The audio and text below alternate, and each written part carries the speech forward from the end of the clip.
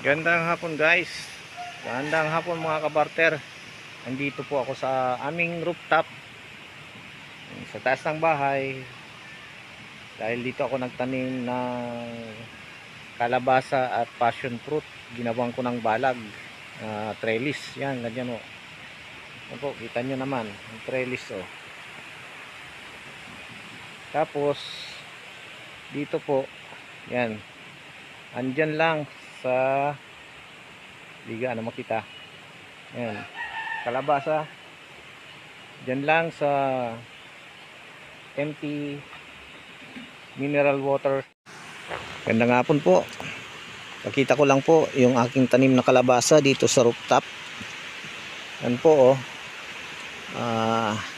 nasa empty water container po yan, mineral water container. Yan po lahat sila yan hanggang doon. Malapit na yan gumapang mga kabarter. Ginawan ko siya ng balag dito sa taas ng aking bahay. Tapos ginawan ko ng upuan dyan. Tapos dito yan gagapang yung mga tanim kong yan na kalabasa.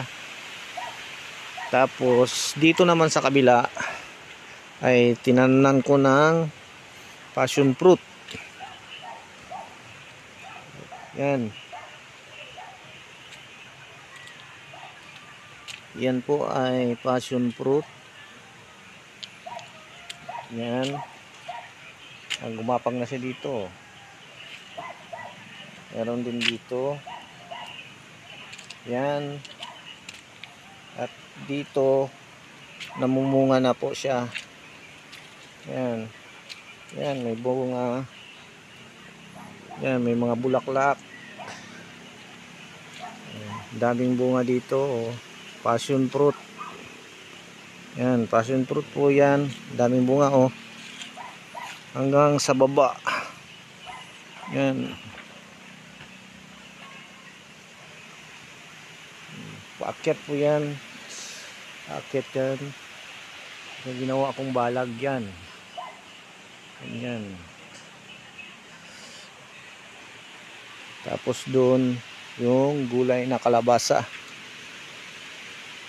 Meron na din tayo ditong tanim na malunggay saka tanglad. Pasensya na sa mga dahon nagkalat, di pa mawalisan kasi basa at naulan. Daming dahon ng kawayan. Yan po ang aking mga tanim na kalabasa. Katanim lang sa water container, empty water container. Yan po ang gaganda na. Malapit na siyang gumapang dito sa ginawa kong balag o trellis.